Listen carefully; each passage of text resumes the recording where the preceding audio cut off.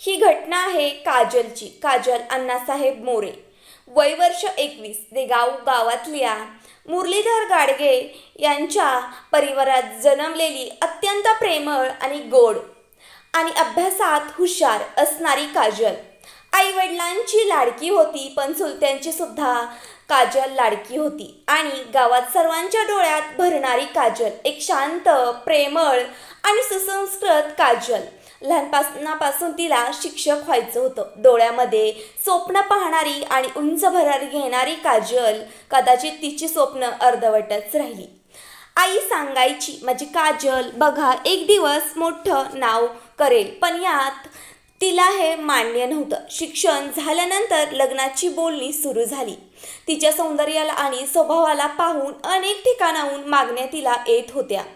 पण एका गावच्या सरपंचाच्या मुलाचं स्थळ तिच्यासाठी आलं होतं. सगळे कुटुंब सहपरिवार हरकून गेले. माजी सरपंच प्राध्यापक सिद्धेश्वर मोरे यांचा मुलगा अण्णासाहेब, शिकलेला, चांगल्या घरचा, संपूर्ण परिवारासह. वडिलांना वाटलं आपल्या मुलीचं आयुष्य सोन्यासारखं होईल म्हणून 25 तारखेला ढवळस गावात जोरदार धामधूम सुरू होती.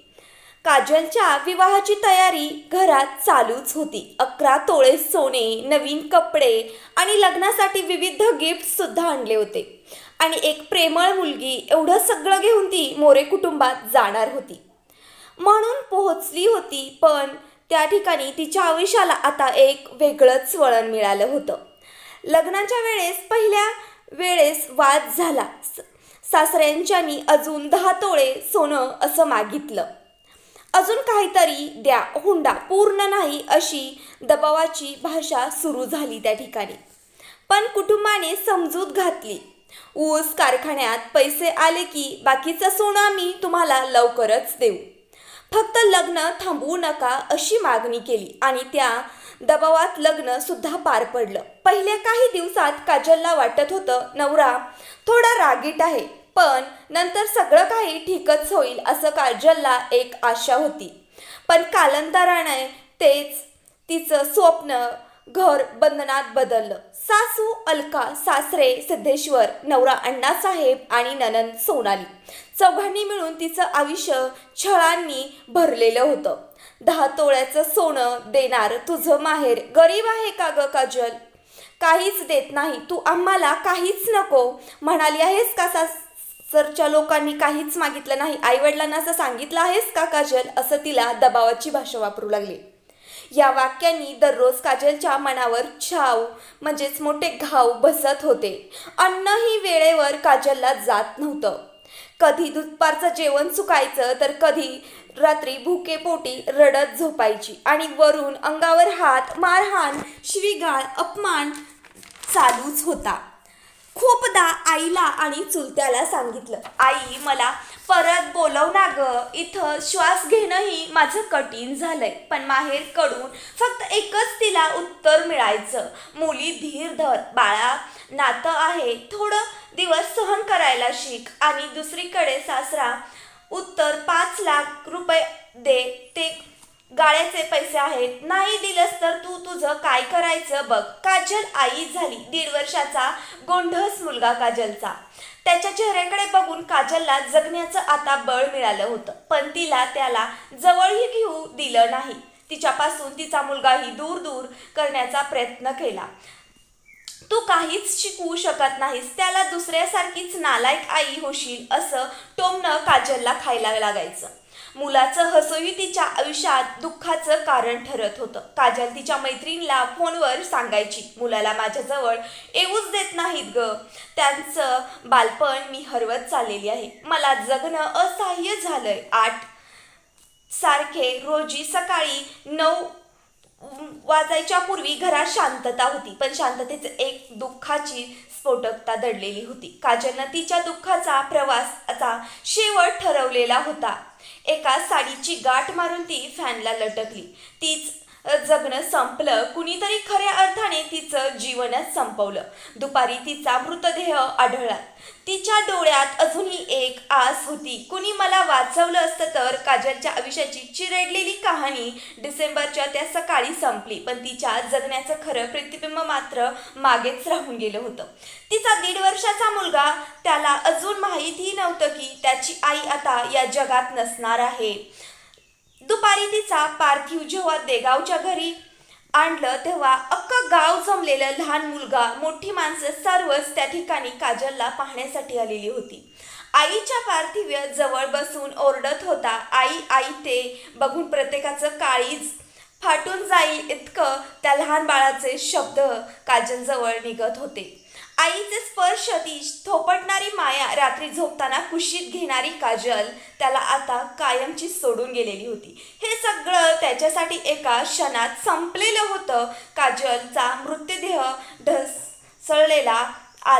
ढवळसला आला तेव्हा तिचे नातेवाईक संतप्त झाले. सासरचे मंडळ तिच्या मृत्यूला अपघात सांगत होते, पण तिच्या शरीरावर दिसणाऱ्या खुणा, पण डोळ्यातील घुसमट, सगळं काही ओरडून सांगत होतं की हे आत्महत्या नव्हे की पद्धतशीर शिक्षाच होती. आता काजल हे जग सोडून गेलेली होती. नातेवाईकांनी संतापून मोरे कुटुंबाच्या घरात तोडफोड केली. दरवाजे फोडले, सामान फोडून तोडफोड करून टाकली आणि त्याच संतापात सासरा, सासू, नवरा, नणंद यांना रस्त्यावर ओरडत बेदम मारहाण केली. तुम्ही आमच्या मुलीचा, काजलचा जीवच घेतलात. हे आरोप रडता रडता ऐकायला आले. पोलीस वेळेवर आले नसते तर तिथं पुढील अनर्थच घडला असता.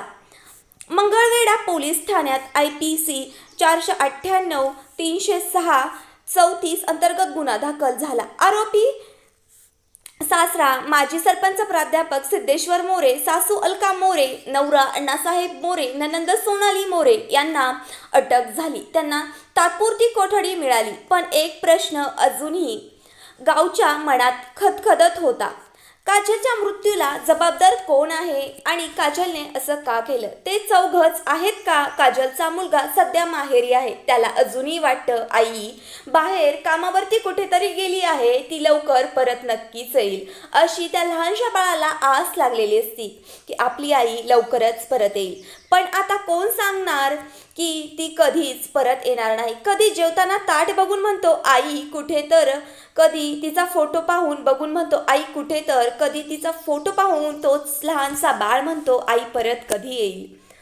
रडतो. माहेरची मंडळींसाठी ही जिवंत शिक्षाच आहे. एका निष्पाप जीवाला त्यांनी नव्या आयुष्याची संधी दिली खरी, पण आईशिवाय त्या आयुष्याला अर्थच उरला नाही. काजलनं शेवटच्या काही दिवसात तिच्या आईला सांगितलेलं एक व्हॉइस मेसेज सोडलेला होता. पोलिसांच्या तपासात मिळालं. त्यात ती म्हणते, आई माझं काही खरं नाही, आता ते मला संपवतील ग. मी तुमच्या इज्जतीसाठी सहन खूप केलंय, पण आता जमत नाही. माझा मुलगा बघ, त्याचं बालपण घालवू नको. आई त्याला नाही सांगू शकणार ग, पण तुझी छाया तरी दे. हे शब्द ऐकताना तपास अधिकारीही स्तब्ध झाले. एका कोवळ्या लहान्याने घेतलेला निर्णय, टोकाचा समाज, पोलीस, न्याय संस्था यासाठी एक प्रचंड मोठा प्रश्नचिन्ह होता. काजलला न्याय मिळालाच पाहिजे. हुंड्यासाठी माणसं मारणं थांबवा. आई गेली, पण आईची माया मात्र पाठीमागेच राहिली.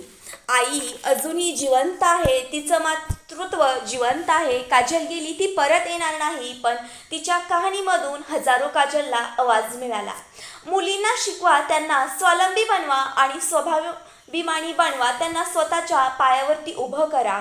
हुंड्यासारख्या प्रथांना उलगडून टाका. आणि कोणी बोलावं लागतंय माझं जगणं संपलंय, तर समाज म्हणून आपण कुठेतरी कमी पडतो हे विचाराच्या वेळी करायची आलेली आहे.